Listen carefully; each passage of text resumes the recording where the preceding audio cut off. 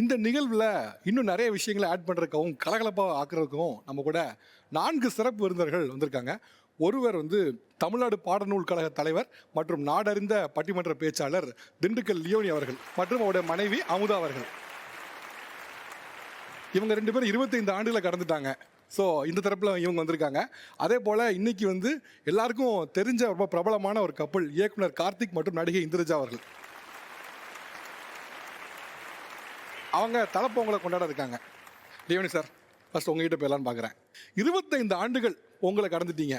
உங்களுக்கும் உங்கள் மனைவிக்கும் பொங்கல் சார்ந்த விஷயங்கள்ல சுவாரஸ்யமான விஷயங்கள் சம்பவங்கள் எதாவது இருந்தால் ஷேர் பண்ணால் நல்லாயிருக்கும். எல்லாருக்கும் என்னுடைய மனமார்ந்த பொங்கல் திருநாள் வாழ்த்துக்கள். நான் புதுசாக கல்யாணம் ஆகி பொங்கல் கொண்டாடுறப்ப நாங்கள் லவ் மேரேஜா, அவங்க இந்து, நான் கிறிஸ்தவன். அந்த பொங்கலுக்கு அந்த 3 பானை வைக்கிறதுக்கு அதுக்கு ஒரு தனியாக போட்டு வைப்பாங்க. அந்த பானைக்கு ஏதோ ஒரு 3 கோடு போட்டு நடுவில் குங்குமம் வைப்பாங்க.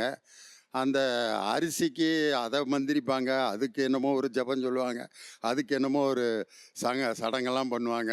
ஒன்றொன்னையும் போட்டு அந்த பொங்கல் எந்த பக்கம் பொங்கி வருது அதுக்கு பெரிய ஒரு பெருவிருப்பு. எங்கிட்டு பொங்குனா என்னப்பா, எந்த பக்கம் அடுப்பு எரியுதோ அங்கிட்டு தானே பொங்க, சும்மா இருங்க, கிழக்க பொங்குனா தான் அந்த வருஷம் ரொம்ப நல்லா இருக்கும் அப்படின்ட்டு. அதுக்கு எனக்கு அப்போ தான் பொங்கல் பொங்குற டைரக்ஷனில் கூட இவ்வளவு மேட்ரு தெரியுது அப்படின்னு சொல்லி அந்த அதுக்கு உட்காந்து எல்லாரும் கடவுள்கிட்ட வேண்டிகிட்டு இருப்பாங்க, கிழக்கு பக்கம் பொங்கணும், கிழக்கு பக்கம் பொங்கணும், கிழக்கு பக்கம் பொங்கணும். ஆனால் அது பாட்டுக்கு எங்கிட்டாவது ஒரு பக்கம் பொங்கிடும். அதை இவங்க கிழக்கு பக்கமாக மாற்றிக்கிடுவாங்க. சில பேர் என்ன பண்ணுவாங்க, டக்குன்னு தூக்கிடுவாங்க, தூக்கி ஒரு பக்கம் வச்சுருவாங்க அப்படி. அல்லது அந்த விறகை கிழக்கு பக்கம் தள்ளி விடுவாங்க. தள்ளி விட்டு அனல் அந்த பக்கம் வந்தோன்னா அந்த பக்கம் பொங்கிடும். இந்த பொங்கல் வைக்கிறது அந்த காலையில் 4:30 மணிக்கு எந்திரிச்சு எழுப்பி அந்த அரை தூக்கத்தில் குளிச்சுட்டு வாங்கன்னா அந்த நேரத்தில் அந்த பச்சை தண்ணியில் குளிச்சுட்டு நின்று அதெல்லாம் இப்போ ஒரு மலரும் நினைவுகளாக இருக்குது. அந்த நடந்த சம்பவங்கள் இப்போ எனக்கு ரொம்ப மகிழ்ச்சியாக இருக்குது. சார் எல்லாத்துலேயுமே நகைச்சுவையாக பேசுவாருன்னு தெரியும். பொதுவாக இப்போ பொங்கல் வச்சதையும் கூட ஒரு நகைச்சுவை ஒரு ஸ்டாண்டில் சொன்னார் எப்படி இருந்துச்சுன்னு. இப்படி ஒரு மனிதரை வச்சுக்கிட்டு ரொம்ப எளிமையாக ரொம்ப ஃப்ரீயாக பொங்கல் வைக்க முடியுமா? ஏன்னா எல்லாத்துக்கும் ஏதாவது ஒன்று சொல்லிட்டே இருந்தா எப்படி பொங்கல் வைக்க முடியும்? எல்லாருக்கும் பொங்கல் திருநாள் வாழ்த்துக்கள். அவர் எப்போ வீட்டில் இப்போ எப்படி கலாய்க்கிறாரோ அதே மாதிரி தான் வீட்டில் இருப்பாங்க. பட் இருந்தாலும் ஃபஸ்ட்டு வருஷம் பொங்கல் வைக்க வரப்போ நான் ஹிந்துனால எனக்கு எல்லா விஷயமும் தெரியும். ஆனால் அவருக்கு எந்த விஷயமும் தெரியாது. பட் எனக்கு இருந்தாலுமே நான் ஒவ்வொன்றா சொல்லி சொல்லி சொல்லி சொல்லி இதை அப்படி பண்ணணும், அதை அப்படி பண்ணணும் அப்படின்னு சொல்லி அவரை கொண்டு வந்தேன். ஆனால் இருந்தாலும் இப்போவுமே இதை செய்யலை அதை செய்யலைன்னு ஒரு கரெக்ஷன் சொல்கிறதுல கரெக்டாக இருக்காங்க.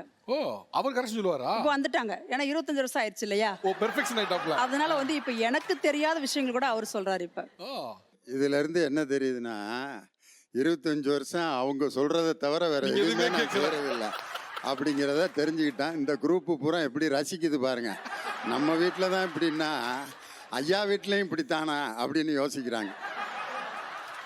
ஆக்சுவலாக இந்த பக்கத்தில் இருக்கவங்களாம் தலைப்பொங்கலை கொண்டாட இருக்கக்கூடிய தம்பதிகள். இவங்க இந்த பொங்கலில் இந்த 3 விஷயங்களை மறந்துடாமல் என்ஜாய் பண்ணுங்க, இல்லை இந்த 3 விஷயங்கள் தலைப்பொங்கலை ரொம்ப கவனிக்க வேண்டியது, இது செஞ்சுருங்க, மிஸ் பண்ணிடாதீங்க அப்படின்னா என்ன சொல்லுவீங்க? தலைப்பொங்கல்ங்கிறப்ப முதல் வருஷம் கொண்டாடுறப்போ முதல்ல அம்மா அப்பா வீட்டில் கொண்டாடக்கூடாது. கல்யாணம் பண்ணவங்க மாமியார் வீட்டில் தான் கொண்டாடணும்.